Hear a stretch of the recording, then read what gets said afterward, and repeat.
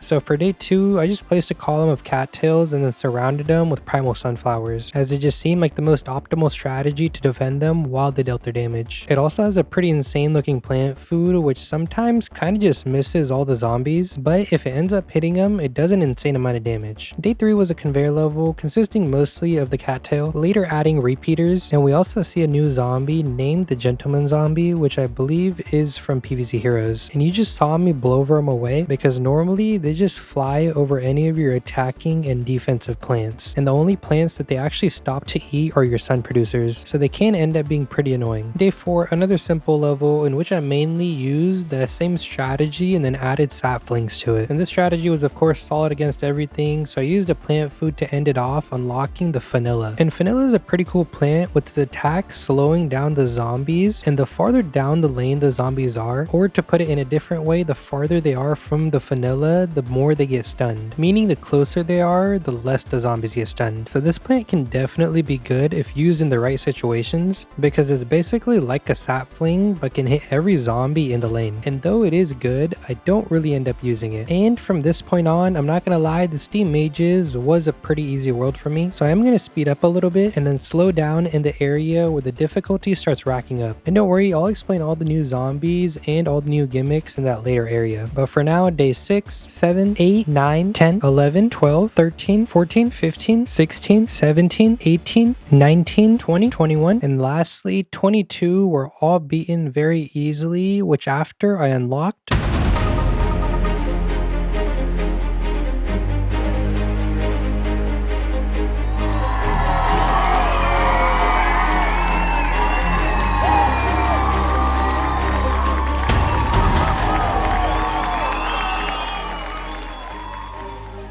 Maypop Mechanic got a cool intro because from all the new plants that were added in Reflourished, or just from all the new plants that I used, by the end it ended up becoming my favorite plant. I don't specifically really know what it was, but I think it's just its attack dealing an insane amount of damage. And it's basically like the bowling bulbs, but it can deal damage behind itself, and if there isn't a zombie behind it to take damage from the attack, that same attack ends up going forwards, hitting the zombies in front of it. So you could even say it's a bowling bulb comboed with the split pea, but just much better. But that's enough glaze, because now I should explain some of the newer zombies that were introduced in this world. One was this coal miner zombie who carries coal, and once that wheelbarrow is destroyed, leaves these coals behind. And those coals are called coal imps, which basically, if they drop onto your plants, they deal damage over time, and they can also block damage from the projectiles. There's also this mechanic zombie who has 3000 health but stays in the back because the machine that it has spawns these other zombies named clockwork zombies. And within the final wave, you'll see this thing on a blimp, and this zombie is named the inventor zombie. And combined with this flying contraption, it has more health than a pyramid zombie, but a good counter to it is magnet shroom because it deals with the flying contraption. And then you only have to deal with the normal zombie who still does have 800 health and can still be annoying. Oh yeah, the clockwork zombies also have something similar, basically like a bucket head, but instead of a bucket, it's his faceplate. And this faceplate can be taken off using the magnet shroom, reducing their health down to 340 from 900. So magnet shroom's pretty handy in this world. Day 24, we have to protect these flowers from being trampled on, but there's also a new zombie introduced named the furnace zombie. And this guy has pretty low health, but when it's defeated, it deals damage in a 3x3 area, destroying basically most plants around it. The only ones that actually seem to survive their explosions are the semi-indestructible ones like the spike rock. Oh, and another ability that it has is that it can't be frozen, and the chill wears down quicker than normal as well. So you want to be targeting those guys with your instas before they get too close to your defenses. Day 25, we don't get to choose our own plants, but we are given a new one to use. Its name is Lotus Root, and simply put, you can think of it like a shotgun. It shoots its shots like a shotgun, so closer the zombie is, the more damage that it deals. And to be completely honest, I never really tested it out or paid close attention to see just how much damage it really dealt. But I did know that every time that I did use it, it didn't disappoint. So it's a pretty good plant in my books. There were a couple of other plants that we unlocked earlier in the world that I kind of skipped past, and one of them was the peanut. I think I mentioned it like way earlier in the video that we unlock it later on, and this was where it was. And it made complete sense to unlock in this world because it's one of the perfect plants to place on top of the manholes, because it can defend against the zombies coming up and also deal damage to them at the same time. And since there aren't any jester like zombies, it's a pretty good plant to bring in. But all that aside, day 27 was where things started to pick up a little bit. There was this new zombie introduced named the repair imp, and basically it dropped this big contraption on the ground when it died. And this contraption has 1000 health, and if it isn't destroyed, it'll heal the machines around it 400 health every 2 seconds in a 3x3 radius. So you have to make sure that you're getting rid of it as soon as possible, because otherwise things like the mechanic zombie and its big contraption can get quickly out of hand, as the repair station basically makes them invincible, because a plant dealing 400 damage every 2 seconds is pretty difficult. You can even see that I had a strategy lined up on this level to protect this magnet shroom, and the strategy was basically bringing in the tile turnip and then planting them in that top middle lane and bottom middle lane, so that whenever I used the plant food on one snapdragon, the second one would also get one off on the machines. And this was a pretty good strategy just with how many mechanic zombies they were sending in. But at some point I got so focused on the mechanic zombies up front that I completely forgot about the zombies behind the magnet shroom spawning from the manholes. I thought that the peanuts that I'd placed would be enough, but the manhole right behind the magnet shroom spawned in like 3 cone heads at once, which led to them eating the peanut, getting to the magnet shroom and eating away at it as well, making for my first loss in the Steam Ages. On my second try, to make sure that that didn't happen again, I replaced my iceberg lettuce with a ghost pepper, because I knew if worst came to worst and I wasn't prepared again, the ghost pepper would be an easy answer. And because of this decision, things went much more smoothly and the cone heads were easily taken out. And the final wave wasn't threatening from the manholes, but was basically a ton of mechanic zombies sent into every lane. But of course, I did have the counter set up to them with the snapdragon plant food, and after a couple of those, they were all completely wiped out, beating day 27. Day 28, I was positive was going to be a difficult level because we couldn't lose more than 10 plants, so I chose to bring in the OP strategy of wintermelon pole and blackberry vine, but this would ask for a lot of sun, so I spammed down a bunch of sun shrooms, leaving at least one gap in every lane for the strategy. And then things went horribly bad when this gentleman zombie came in, and I knew it was going to eat away at my sun shrooms, so I just launched a mower to get rid of it. But now since I destroyed a zombie, even more zombies started coming in, and my zombie to wintermelon pole ratio was looking pretty bad, as we'd already lost 3 plants, and then things went horrific as this one furnace zombie in the bottom lane made it very far, and it was basically inevitable for it to explode. So once it did, it took out 4 more plants with it, leaving me at 2 more that I could lose. houses. And then a Gargantuar just had to come into the bottom lane where I had 2 infinites and started smacking away at him. But I didn't even lose to the Garg, and more so the Gentleman Zombie in the top middle lane who ate away at my Sunshroom. On my first try, I got rid of that first strategy because it's too high cost for the early game, so instead I brought in the Electric Blueberry, who I knew could deal with the earlier zombies because it one-shot all of them. But I did still have to use my mower on the Gentleman Zombie because it had gotten too far. But this time I'd quickly gotten down the apple mortars, and also my infinites were placed higher up. And this higher up placement was much better because it meant that the charcoal from the wheelbarrows couldn't sit on my plants in the back, and the furnace zombies couldn't make it as far as they did in that first try. Well, at least I thought, until this one in the top lane made it very far, taking away a couple of my plants. And as we made it to the final wave, things were actually about to get easier, especially since we had Electric Blueberry, because the only real threat was this Gargantuar in the middle lane, and just when it was about to go for my infinite, it got shocked by the Blueberry and destroyed, leaving only the Mechanic Zombie, who for some reason the Blueberries can't target, but they can still target the Clockwork Zombie, so it kind of works out as they get rid of those guys and the Apple Mortars focus on the mechanics. And eventually we'd beaten day 28. Day 29 was a type of level that we'd seen earlier, but since I completely skipped past it, I can better explain it this time. And it's pretty simple. You basically can't let the zombies coming out of the manholes reach the painting. And this level had made it especially annoying by placing mold colonies on top of the manholes and 2 tiles in front of it. So I was having to resort to plants like the Time Warp to Time Warp them to the front, which meant that they couldn't reach the paintings from behind. A pretty direct counter, but my other strategy was the infinite comboed with the apple mortar, because the infinite wall would block the zombies while the apple mortars would deal damage to them from the adjacent lane. We also did have the Electric Blueberries who could deal damage to them, but they're pretty unreliable, so you have to make sure that you're paying attention to the more reliable things and leaving the blueberries to kind of just do their own thing, sometimes getting lucky. And I won't lie, the Time Warp was extremely clutch when it came to the final waves, because there were so many zombies coming from the manholes, but they just got completely countered, and eventually we'd beaten the level. Day 30, we couldn't choose our own plants, and we had to rely on these sun producers that were pre-placed because we weren't given any extra to place down. But thankfully we're given some pretty decent plants like the Maypop Mechanic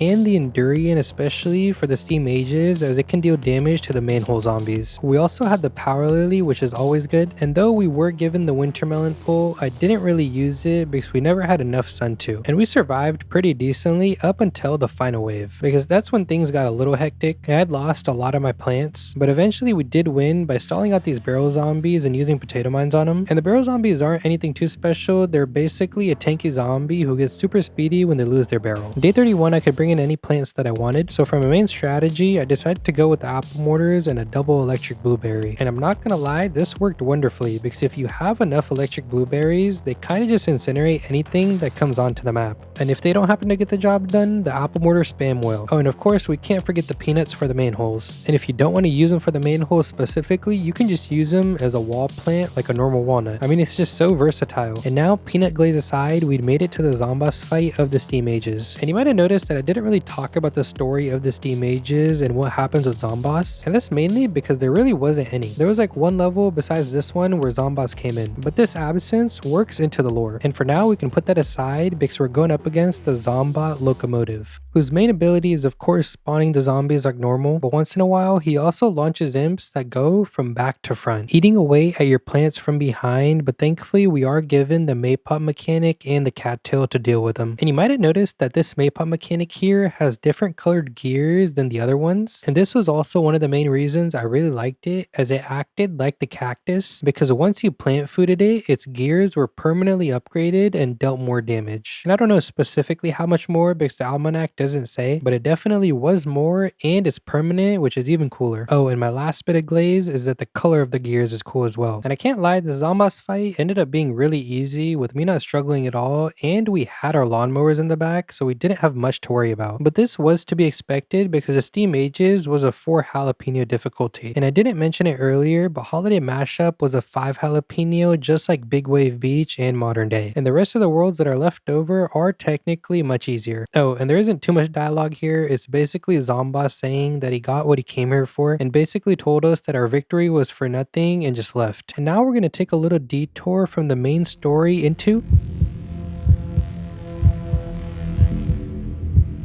And this was what I was saving my gems up for. You have to buy this key for the hypothermic hollows for 100 gems. And there's also this other one that's for 150 gems named the Aerial Distress Call. But you'll see that second one after hypothermic hollows. And to give you the basic starting lore of the hypothermic hollows, it's the Frostbite Caves, but decades after we visited it for the first time. And there's many changes that happened within those decades, and one of them is a redirection pad switching direction mid-level. And to start off, day 1 ended up being pretty simple. The hypothermic hollows and the next world that we tackle are both known as epic realms. Basically like 2 huge side quests with lore of their own. And our main reason for coming to the hypothermic hollows was try and save this one plant named the flameweed, who we see here on day 3. And the flameweed works like any other weed laying on the ground, but this guy does fire damage. So it's a pretty solid choice for the freezing levels as it can't get frozen. And we actually end up getting it right after beating day 3. And you might be thinking, we just unlocked the flameweed so we'd be able to leave. But apparently since we crash landed in the hypothermic hollows, Penny's time traveling system got all messed up. And it needed a lot more time to recover, so we're stuck beating these levels. And this was seeming pretty simple as there was nothing difficult going on, and all the zombies we'd faced were the same ones we'd faced in the Frostbite Caves. But then day 5 came, also bringing alongside it the Shell Shock Hunter zombie. And this guy has the ability to freeze your plants with just one snowball. And if you let it get too close to your plants, it can one-shot them just like a Gargantuar. So you have to be extremely careful of them. And day 5, we did a pretty decent job making it through. Day 6 was simple as well. Day 7, we saw another new zombie named the Charred Zombie. And this guy is immune to fire effects and freezing effects. So it can be extremely annoying as most of the plants you bring into these levels are fire plants. And thankfully, I did have my Teleportato Mine and the Sweet Pea brought in, so we're mostly able to handle them pretty easily. And day 7, though it was pretty hectic towards the end, we were still able to win. Day 8 was definitely different because it brought in a gimmick that we hadn't seen in a while, and it was tombstones, which I'm not gonna lie, weren't too difficult to deal with, but the problem was that we couldn't bring in our own plants, and our main damage dealers were fire plants, so I ended up spamming them, only using a couple of bong choy. So this led to some charred zombies getting extremely far, with one nearly making it to the end, but I used a spring bean and then placed a bong choy right in front of it, who was finally able to defeat it. And the final wave was pretty simple. We did have a problem with a charred zombie in this bottom middle lane, but we had our lawnmower there, so all the zombies were eventually defeated. Day 9, we saw another new zombie, and this guy was named the Chief Icewind Zombie. And he's pretty cool because his ability is creating its own windstorms in the lane that he's in. And thankfully, he's not too tanky, so he is able to be defeated very easily. And if you have enough ice plants, he's pretty easily countered with that aspect as well. And due to this, day 9 was easily beaten. Day 10, on the other hand, was probably one of the more difficult levels in the hollows. And it was one of the ones where you use hot potatoes to unfreeze plants. And then you also have intensive carrots for reviving them. But things started off pretty horrifically as some of my dartichokes in the very top lanes got annihilated by the ice pushers. And for some reason, Gargantuars were being sent in very early on. And I just couldn't keep up because there was also the Icewind zombies who kept constantly freezing my plants whenever they got the opportunity. So by the time I'd made it to the first big wave, I already lost most of my plants near the bottom, and I'd already lost 4 lawnmowers. So this was bound to go horrifically, and eventually some weasels made it to the end. The second try went a little bit better as more lawnmowers and more plants had survived by the first big wave, but then at some point we kind of just got overwhelmed again and lost most of our plants, and then a singular weasel made it through. By the third attempt, I definitely curated a strategy where you first unfreeze the citron, and this was important so that the plants in front of it got broken from the ice as well. And the next move was unfreezing the banana launchers. And the banana launchers are pretty important because you want to use both of them to target the Gargantuar very quickly so that you're able to defeat it before it launches its imps. And throughout the level, you want to make sure that you always have the banana launchers for the Gargs, or otherwise they get too far, decimating your plants. And I didn't really explain it, but you don't get the dartichokes out first, even though they're in the very back, because they kind of work like the homing thistle where they ignore the ice and target the zombies directly. And it's very important that you get the plants out of the ice as quickly as possible for more DPS and more stalling with the primal pea shooter. And this time things were going much better as all our lawnmowers had survived and we hadn't lost any plants. And nearing around the area where we'd lost the past 2 attempts, this time we'd only ended up losing 1 mower. And another important plant that you always want to have unfrozen is the cattails, because they're able to deal with any weasels that get too far, or they're able to deal with any of the zombies that are entering the lanes where all of my plants are frozen in. And putting all of these strategies together, we had eventually beaten day 10. In day 11, we could finally use our own plants again. And this time I brought in the laser beam because I thought it'd be good against the charred zombie, and thankfully it was. And even better, the laser beam was a good choice choice for all the gravestones that the level kept on spawning in this time, because if we had any other non-piercing plant, we would have quickly gotten overwhelmed as all the damage would have been tanked by the tombstones. And due to this, we'd eventually beaten day 11, but day 12 was where things got interesting because apparently we'd gotten on the radar of the leader. And by the leader, I'm not talking about Dr. Zomboss, but I'm actually talking about the leader of all the zombies in the hypothermic hollows, because apparently in the decades that we'd been gone, the zombies had evolved and developed a tribe of sorts. And this guy right here in the back was their leader, and his name was Elder Hailstorm. Oh, and don't mind me this level, because I end up using about half of my coins to defeat it, because at some point I realized that my defenses weren't going to be enough and I didn't feel like restarting. And we're nearing the end of the game, so I was like, it'd probably be okay to use my coins here. So that's exactly what I did, kind of just spamming the fire ability over and over again. And eventually we defeated Elder Hailstorm, but this is where the lore starts taking a turn, because apparently we were supposed to leave the hollows since the leader had been defeated and him and all of his zombies had retreated. But for some reason, zombies were still being sent in. And this time there was a new type of zombie named the Weasel Queen, who was basically a heavily upgraded weasel hoarder, having 4.5 times the health of the normal one, and the weasels that it released had 3 times the health of the normal weasels. And even worse, the weasels that this one released were immune to slowdown effects. And these guys were definitely heavily problematic because even a bunch of lightning reeds were struggling to keep them at bay. And they were very easily able to make it through my defenses and get to the lawnmowers. And at first I kind of just didn't stand a chance with the defenses I'd brought in. So I knew I was going to have to bring in the big guns. And by big guns, I mean the laser beam. Because I knew that no matter how many weasels were sent in, and if I had 2 laser beams in each lane, they would easily be able to deal with all of them. And that's exactly what happened as we eventually beat day 13 without a problem. Day 14, the lore got crazy because apparently Penny had gotten a stone tablet letter from the zombie leader. And apparently in that stone tablet, he wrote that he needed our help because Zomboss had come back trying to retake control of the zombies. But the tribe leader didn't want this to happen because he felt that Zomboss was evil and didn't want to serve him. So he was asking for our help to take down Zomboss. And apparently all these zombies that we're still seeing aren't under the control of the chief, but they were the zombies in the tribe that were scared of Zomboss and ended up joining his side. And the ones that didn't want to join Zomboss, like the chief, were all in hiding for now. So now our goal had become to defeat all the zombies and save the tribe from Dr. Zomboss. And there was a little bit of tension because Penny mentioned that her time traveling thing was working and we could go and leave, but Dave felt bad for the tribe leader and wanted to stay and help him. So eventually Penny gave in and said that if Dave wanted to stay, we could of course stay. Good guy Dave. But looking back at the levels, we eventually defeated day 16, day 17, day 18, and apparently as we made it to day 19, we'd gotten another stone tablet letter from the chief, basically saying that him and his tribe respect us for helping them out, so he'd be helping us in our battle tomorrow against Dr. Zomboss. So after defeating day 19, we enter the boss fight where we first see Elder Hailstorm frozen in the back because he tried to go up against Zomboss by himself. But we made sure to quickly unfreeze him as he'd come in handy because it wasn't just him but also the zombies who was spawning alongside himself to help us fight. And this was honestly pretty cool to see where we had zombies actually helping us out. And it wasn't because they'd been hypnotized, but they actually just wanted to. And well, this level was also just a mammoth fight, and historically these do end up being the easiest ones, so we're eventually able to dwindle Zomboss's health down pretty easily. But something weird happened where we defeated Zomboss and Elder Hailstorm burnt to a crisp as well. But thankfully Penny does reassure us that even though it looked like he exploded, he is still alive and that he sends his regards, meaning we'd finally defeated the hypothermic hollows, and next up we'd be flying to the 5, 4,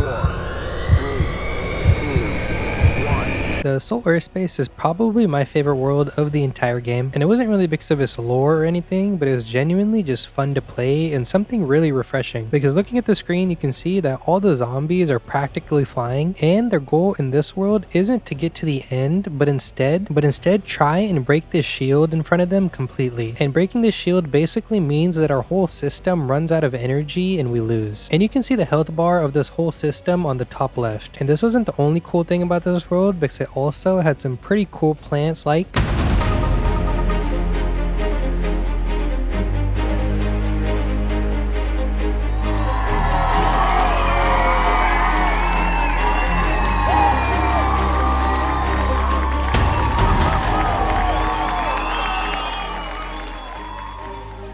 The plant you just saw within the introduction is named the asparagus, and basically it has the ability to shoot in its own lane and adjacent lanes, damaging the zombies one at a time. And after a little bit, it has to stop and regenerate its bullets. And what makes this plant really cool is one, it does a ton of damage, and two, it's really cheap at 150 sun cost, and that ability to shoot in its adjacent lanes is very handy. It's basically like a long range alternative to the Snapdragon. But that aside, there were even more features in the Assault airspace, like the clouds that you're seeing on the right of the map, which basically act like lily pads, and you can plant your plants on top of them. And someone very important was the Infinite, because there's zombies like the imps you're seeing towards the back that can actually shoot bullets right to your shield directly, and the Infinite was very handy in blocking all of the lanes. Oh, and looking at this cauliflower, you'll notice that it doesn't have a tile underneath it, meaning you can plant flying plants in the air tiles, which was also very cool. Day 3 starts and it's a conveyor level, and throughout the levels you might have noticed the screen going purple as if I'm using the zappy power, but it's actually not the zappy power, and it's a free one that you get in every single level on the left of the snowball power. And you'll see that when I use it, a cannon fires shots at the zombies at the point I aimed at. And after defeating day 4, we unlock the puff apple, which you'll see me using later on, and it's basically a flying wall plant, and it has the ability to deflect the shots from the zombie fighter imps. But for now, I was mostly just using the Infinite comboed with the asparagus to take down most of the levels. There are also new zombies being introduced, like this pelican aircraft, which drop down paratrooper imps behind your plants, but I made sure to bring in the primal sunflower just for this reason, because they'd survive longer and act as a wall plant to defend the shield from behind. And then of course the asparagus and its ability to shoot in adjacent lanes was able to handle them very easily. Day 6 introduced another new zombie named the Twin Fighter, who you have to make sure that you defeat very early on, because if they make it to the end, they do an insane amount of damage to your shield. But we're pretty easily able to deal with them and unlock the saucer squash afterwards. Day 7 was a little annoying because it forced 5 plants onto me and I could only bring 3 of my own choice, so I chose the Infinite, Ghost Pepper, and Power Lily. And this was a pretty decent lineup since I had the cattail and the sunshroom to work with, but I wasn't really using the Ghost Pepper or the saucer squash to their full abilities. And for some reason, if you have a defensive Infinite wall up 1 tile away from your shield, the Twin Fighters are still able to get through it, which took my health down an insane amount. And within the final wave, they did another attack and eventually also got through, taking down my shields, meaning that the zombies had destroyed my ship. I didn't change my lineup on the second try, but instead placed my Infinite a little farther forward so we'd run into less trouble, and I was making sure to target the Twin Fighters with my Ghost Pepper, which led me to winning this time with a lot more health left on my shield. Day 8, we had to defend these puff apples, and truthfully this ended up being pretty easy as I just placed an Infinite in front of them and used a plant food on it, and then had an insane amount of defenses backing them up, which allowed them to survive. But day 9 was where things got interesting as we had a completely new type of level. It was like an arcade shooter level, with the more zombies that you defeated, the higher your plant would upgrade. You went from a pea shooter, split pea, repeater, to the final transformation being the three-peater. And there isn't really much to say about this level. Basically you're just shooting and dodging bullets. So I'll kind of go over the lore of the Assault airspace so far, and simply put, the airspace distress call that we'd gotten was a trap by this guy named General Camo to lure us in, and basically his end goal is to kill Dave and Penny, as apparently he'd failed to do so at a previous time. So what he chose to do was traveling from the future into this time era, which was the World War II time era, and bringing in weapons from that future that he was from. And he time traveled to the era where he was kind of at its peak as a general, because he thought that this would be the best time to take down Dave and Penny. And the reason that we couldn't leave this era and just time travel out was because General Camo had these satellites blocking us off, forcing us to fight him. And honestly, I thought it was pretty cool that in this world our main boss wasn't Dr. Zomboss and some other guy who seemed just as evil. But for now, we'd made it to the regular levels, where I quickly realized that not bringing the puff apple into this level was a big mistake, as I didn't have any clouds to put my infinites on top of, so the shooter imps kinda just took down my ship and I eventually lost. On the second attempt, I made sure to bring in the puff apple, but not just 1 puff apple, but 2 by imitating it. And then I kinda just spammed them. And it's good that I spammed them because we ran into another zombie this level, which was the Colonel Gargantuar. And this guy's like a normal Garg who launches imps towards the back when damaged enough, and you have to make sure that he doesn't get to your energy shield because he does a lot of damage. But we were pretty easily able to defeat him this time. Day 11 was also interesting because the back 3 columns were blocked off by mold colonies, but at the same time we're given a bunch of clouds to work with. So basically I used the same exact strategy, just a little farther forward. Oh, and the scientist zombie was also introduced in this level, and this guy basically has 3 different attacks that can either chill, paralyze, or slowly destroy our plants. It kind of just depends on whatever they choose to use. In this level, everything seemed to be going pretty good because I had some high hopes in the asparagus, but started to quickly realize that just spamming those guys won't work out for too much longer because the zombies actually eventually overwhelmed me. And by the time the final wave came in, I was basically going to lose, but I did still have 4 free snowball power-ups, and so I kind of just started spamming them. And eventually, I was able to win using 3 of them. And after this was when we first ran into General Camo. And he basically just tells us everything that I mentioned on the arcade shooter level, but he gives us the important information where he's actually just gonna let his younger self try and deal with us, because apparently he's already prepared a full frontal attack on us. And what I mean by younger self is that since General Camo traveled backwards, he had the younger version of him, and the guy that we saw on that TV screen was the older General Camo. And I'm explaining this idea of the younger and older General Camo because it becomes important towards the end of this world. But for now, we should focus back on the level because I made an oopsie in letting this Gargantuar in the very top lane get to the shield. And since I didn't really have anything to deal with him at the time, he kind of just tore away at my shield, leaving it at essentially 0 health, and one more hit would destroy me. And that's exactly what ended up happening as some imps shot away at it. On the second try, I made sure that I focused my cannon power on the Gargantuar, and we defeated it a lot sooner this time, protecting our health and allowing me to win a lot easier. Day 13, this gas pod imp was introduced, and what he does is basically shoots in a 3x3 area around it with gases, and those guys do a pretty insane amount of damage. So we have to make sure that we aren't letting it get too deep into our defenses, because if it somehow does, it could easily wipe them out. But we managed to defeat him and most of the other zombies pretty easily, as I brought in the laser beam this time. I also at the same time did bring the asparagus because his plant food ability is just really good at taking out 3 lanes by himself, and it came in very handy. But even more importantly, after we defeated all of the zombies within this level, we unlocked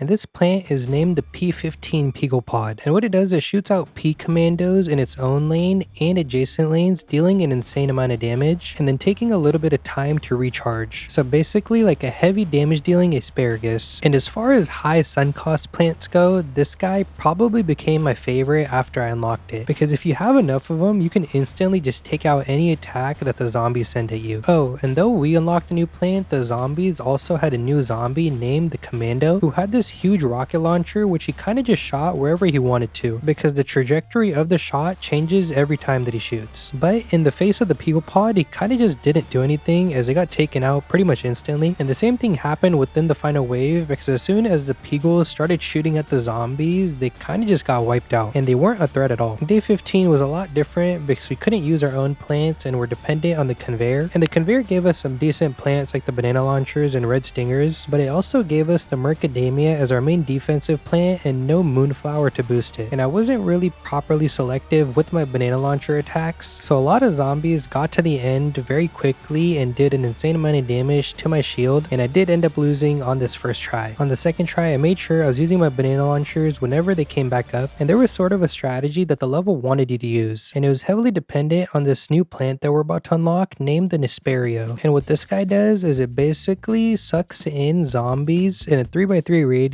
into one tile, and then you want to use your banana launcher onto that one tile to take them out. And using this pretty simple strategy, we eventually won and unlocked the Nesperio. Afterwards, we ran into General Camo again, who was very angry that his young self was losing to us, and he assumed it was because of his tactical experience. So moving forward, he said he'd be the one steering the ship, but we didn't really know what that meant at this point. So for now, we just went on regularly, and on day 16, we had to protect these flowers in the back from being trampled on, and the only thing that could trample the flowers were the imps that could get dropped off in the back. So I made sure to bring in the asparagus and even the Maypop mechanic to instantly deal with them. And the Maypop mechanic ends up being really good here as well, since most of the zombies can't reach it, and using a plant food on it basically means you have a super powered one throughout the entire level. And so after having every single Maypop mechanic super powered, the final wave didn't really stand a chance, as it completely got decimated and day 16 was defeated. And after day 16, we realized what General Camo meant by he'd be steering the ship. chips. And what he did was usurped his young self into his older self, which is pretty weird and scary when you think about it. And there is a new type of zombie introduced named the Arbiter X. And this thing cloaks the zombies behind it, making them invisible. So kind of similar to the Rainbow Skater in the Neon Mixtape Tour, but even worse, it has 3000 health himself. But I had a ton of mate pop mechanics and asparaguses, and since the Arbiter X takes up 3 lanes, that 3000 health dwindles very quickly. So it ends up being not as scary as it seems. Oh, and it's also similar to the Twin Fighters because if it rams into your energy shield, it does an insane amount of damage. But it's pretty rare that we get to see it get that far. And as this level wasn't too difficult, day 17 was also beaten. Day 18 was a pretty cool one where we had a ton of Gatling peas, split peas, and torchwoods that were dead, and we could revive them using the intensive carrot. And this isn't the Mega Gatling pea that you might be used to in the normal PvZ2, but it's actually more like the original Gatling pea from PvZ1. And basically, it's just a lot less overpowered than the Mega Gatling pea was. And since this is PvZ2, it does have a couple of different abilities compared to the one in PvZ1, with the one being its plant food, and when you plant food it has this insane shotgun effect of peas. And the second one, it's a little hard to notice, but you'll see that it has this green glow around them, like when the zombies do when they have the plant food in them. But this green glow isn't plant food, and it's actually meaning that it's charged up, and whenever you tap on them, it'll shoot like this bigger pea like the repeater does at the end of his plant food. And this pea just deals a lot more damage than normal. And to be more specific, the giant pea deals 800 damage. But you can tell by all the green glowing Gatling peas that I kind of just forgot to use them at most of the points. But even then, I did still end up winning and unlocking the Gatling pea. And though I just unlocked the Gatling pea, which seemed to be a pretty overpowered plant, I still ended up preferring the Peagle Pod over it. I think I really just liked that the Peagle Pod could hit in the lanes adjacent to it as well, meaning that 2 Peagle Pods could cover the entire map. And honestly, it was just so good at handling the extremely big waves, especially if you plant fooded them, because it doubled the amount of commandos that it would send out. And using these guys, day 19 was beaten very easily. Day 20, our goal was to protect 2 Peagle Pods, and my plan was basically just spamming a bunch of attackers and then defensive plants in the lanes of the Peagle Pod, which ended up working out perfectly. And now we'd made it to day 21, another arcade shooter level in which we start off as a rutabaga, and then after defeating enough zombies, we transformed into a starfruit. And I don't really know how to commentate over these levels. It's basically you just maneuvering around all the zombies and the bullets that they're shooting, with your health bar being on the top left, and then just upgrading your plants along the way, with my next transformation being the Gatling pea. And this guy was extremely necessary for the Twin Fighter because the starfruit here would have done much worse. And if you look to the left, you'll notice that our next transformation is going to be pretty interesting with the coconut cannon. I was kind of scared that I'd constantly just have to tap something to fire the coconut cannon, but once I unlocked it, I realized that this guy was just overpowered because it shot by itself and at an astronomical pace. And then as the Arbiter X boss came in, this level really started to remind me of Bloon Super Monkey. I don't exactly know why, but it might have been the movement pattern of the Arbiter X, because some of the bosses in Bloon Super Monkey move in the same kind of way. And after a while, we defeated the Arbiter X with our coconut cannon and got the coin bag. And next up, Penny told us that she might have found a potential weakness in General Camo's strategy, and basically she'd found a way to hack into him. But the only problem was that Dave would have to distract him. But Dave was very scared and felt like he'd lost his groove, but still said he'd do what he could. And moving on from that conversation, day 22 was a pretty interesting level because it gave us 10,000 sun in the way a prep your defenses level would, but we didn't get to prep our defenses beforehand, it was more so just during the level. And this 10,000 sun was the only 10,000 that we could use. And with the insane amount of zombies being sent in, 10,000 sun was a pretty fair amount, because by the end we'd basically used up all of it and had defeated all the zombies within the level. Day 23 was just a regular level, and our asparaguses comboed with the ghost pepper and Peagle Pod were able to win pretty easily. Day 24, however, was semi-difficult because I didn't get to choose my plants by myself, and at the same time I didn't really know what to do, so I was spamming twin sunflowers to start off, and then Gatling peas behind them because it seemed to be my strongest plant. And though this seemed to be working pretty well, it just wasn't enough to fend off the zombies of the final wave, and they ended up taking out the energy shield and destroying the ship one more time. The second try, I started off a little differently with placing my pea vines and banana launchers to start off, because I was thinking maybe the pea gatlings destroyed the zombies too quick and the next waves came in too fast, but this didn't seem to be the case, as we actually ended up losing a little bit sooner than we did last time. On the third try, I kind of just combined both strategies, placing my pea gatlings and then the pea vines under them right away, and this seemed to be working okay, but I'd realized that the main problem was I was targeting the wrong zombies with my cannon and banana launchers. So this time I made sure that I was taking out the arbiters and the strong zombies like the commando zombies as quick as possible, possible, which led me to having a lot more health by the time the final wave came in. And though some strong zombies seemed to be getting very far, I was able to take them out before they did too much damage, and we had finally beaten day 24, meaning we had now made it to the final level of the Assault airspace, where Penny was supporting Dave, telling him to keep it up because she was so close to hacking into the satellites, which then led to our fight with the Camotron Vulture Fighter. And the idea of this level was the exact same. We had to make sure that we're fending off the zombies enough that they didn't destroy our energy shield completely. And though we could place our asparaguses and the Peagle Pods in the front, I decided that they were best kept in the back so they could deal with the majority of the damage while the plants up front could be sacked off. Oh, and the Gatling Peas were also very strong, so they were in the back as well. And this strategy worked pretty insanely well as we made it to the final phase of the Camotron Vulture Fighter, in which he turned into a fighter plane who continuously just shot out bullets at our plants. But thankfully these bullets only hurt our plants and don't actually do damage to our energy shield, and we're able to take it out quickly after, at last stopping General Camo. And by the time we defeated him, Penny had also hacked into his satellites, and Penny made sure that we were able to leave but also sent him back as well. And there was the small concern of General Camo and his weapons that he brought from the future, but Penny assured us the future would remain unchanged because the zombies from this timeline don't know how to use the weapons. And user Dave had gotten his groove back, which was perfect because now we needed to head to the